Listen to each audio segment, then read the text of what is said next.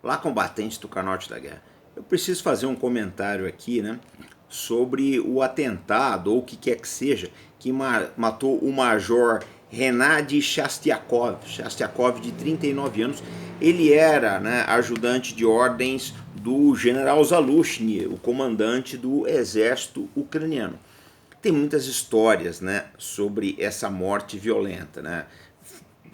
Sabe-se que foi uma granada, tem gente que diz que o filho estava brincando com uma granada que ele ganhou, né, no apartamento, outro que ele foi abrir o presente explodiu, enfim, vamos ser sinceros, granada não é o tipo de presente que você dá nem que você leva para casa, né? Ele morreu e o filho está bastante ferido. Agora, começam as especulações, né? Porque quem quer que tenha dado esse artefato, esse presente de grego, quer que seja para o Major Renardi, tinha acesso a ele, era pessoa de confiança, né?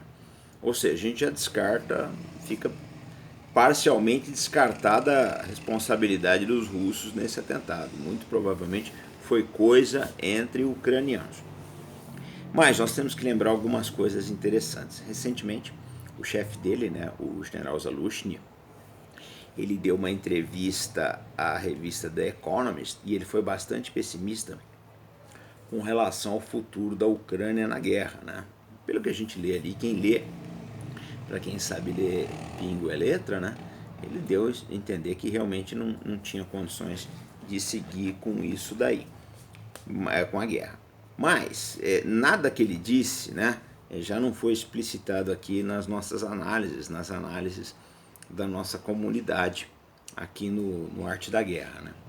Então, gente, eu vejo a vida da seguinte maneira, eu enxergo as coisas da seguinte maneira. Há uma certa divisão entre as forças armadas ucranianas, tá? Porque a guerra está chegando num ponto insustentável, essa é a realidade.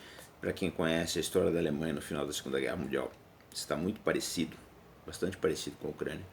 E alguns oficiais, lógico, alguns militares mais responsáveis vão se revoltando com isso e querem que o país saia da guerra. Mas, em paralelo, tem uma outra coisa acontecendo que muita gente não está prestando atenção. É o fato de que em 2024 a Ucrânia precisaria fazer eleições. E o Zelensky, ele já outorgou uma lei aí, né? Estádio de sítio, uma coisa parecida, desse daí, um instrumento ditatorial desses daí, dizendo que a Ucrânia acho que não vai ter eleições até fevereiro. Ou seja, ele quer se perpetuar no poder, essa que é a verdade. O problema todo é que o general Zalushny é um sério candidato a suceder o Zelensky, é uma pessoa popular, né? É visto por alguns como um herói nacional, ele é muito conhecido, né? Gosta de certa confiança no exterior, então seria um candidato aí natural, porque é aquela história, o Zelensky ele está bastante desgastado, né, com os rumos da guerra. Tentaram fazer do Volodymyr Zelensky algo que ele não é. O Zelensky, na verdade, era um ator de comédias de relativo sucesso na Ucrânia, né? E que o pessoal achou que dava disso aí fazer um presidente, né? Olha, talvez até desse se o país não entrasse em guerra, mas entrou. E não foi uma guerra qualquer, né? Foi a guerra mais violenta dos últimos anos aí. Então, nessa brincadeira, ficou bastante complicado aí para ele continuar carregando esse fardo. Então a gente tem esse problema hoje. O Zelensky numa situação difícil, querendo protelar as eleições, ele tem seus apoiadores, entre os quais ultranacionalistas. Do outro lado, você tem um general Zalushny que cresceu bastante no país, né? Tem um voto de confiança de uma certa parte da sociedade, e nesse que dá uma entrevista polêmica que repercutiu muito no mundo inteiro, no momento em que a Ucrânia precisa de uma imagem boa para poder disputar verbas bilionárias com Israel por causa da guerra lá em Gaza. Então é uma situação bastante dramática. E, né, para culminar tudo isso, um ajudante de ordens ligado aos Zalushny sofre esse atentado mortal. Esse é o quadro que nós temos hoje na Ucrânia, o pior possível. Aí vocês perguntam aí para mim, né? Robson, mas como é que fica aí a situação daqui para frente? Bom, a Rússia tem feito pequenos avanços em diversas regiões da Ucrânia, tá?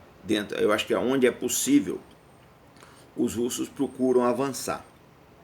Eu penso que a característica principal dos avanços russos é que eles vão em cima de pontos fracos da Ucrânia, ou pontos que eles sabem que o exército ucraniano vai dobrar a aposta, vai colocar muitas tropas lá, elas vão ser destruídas. Eu penso que as coisas vão nessa direção. E uma coisa que vocês têm que olhar também, gente, é o seguinte. Eu falo sempre isso. Você quer saber como é que uma guerra vai? Você não vai poder saber diretamente, você não está no campo de batalha. Mas comece a observar a propaganda. Porque está aumentando muito a quantidade de vídeos russos mostrando equipamentos ucranianos sendo destruídos. Eu não acredito na maior parte dos vídeos, em absoluto. Mas, por outro lado, os ucranianos já não estão tendo muito mais o que apresentar. Então eles partem para essas estatísticas aí que sempre vêm do Reino Unido.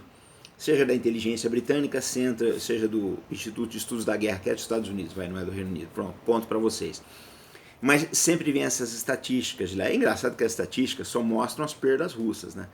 E eu penso assim, se as perdas russas fossem tão grandes, né, tão maiores do que as ucranianas, né, estivessem nesse nível, os ucranianos já teriam avançado. Não o fizeram. Então a gente começa a ter uma certa dúvida com relação a essas estatísticas. Eu particularmente, nunca confiei, não recomendo a inteligência britânica nem o Instituto de Estudos da Guerra. Não levo em consideração.